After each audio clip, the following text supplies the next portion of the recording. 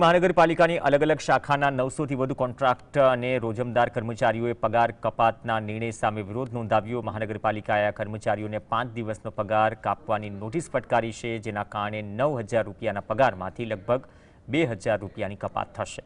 કર્મચારીઓએ નાયબ કમિશનરને રજૂઆત કરી, પરંતુ તેમને ઉપરથી આદેશ હોવાનું જણાવ્યું છે। આ નિર્ણય વિરુદ્ધ કર્મચારીઓએ તીવ્ર રોષ વ્યક્ત કરી વિરોધ દર્શાવ્યો। મામલો ગરમાયો હોવાથી હવે આ વિવાદ વધવાની શક્યતા।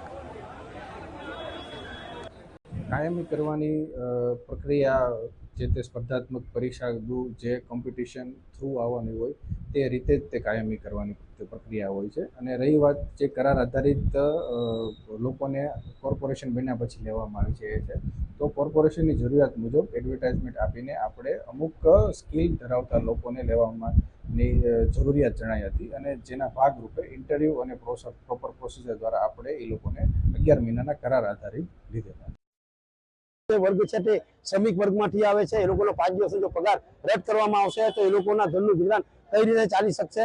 જે મહાનગરપાલિકા બની છે તો મહાનગરપાલિકાના કાયદાઓ હેઠળ અહીં કર્મચારીઓની પ્રગતિ થવી જોઈએ, જેની જગ્યાએ હાલમાં અધોગતિ થઈ રહી છે, એ બાબતે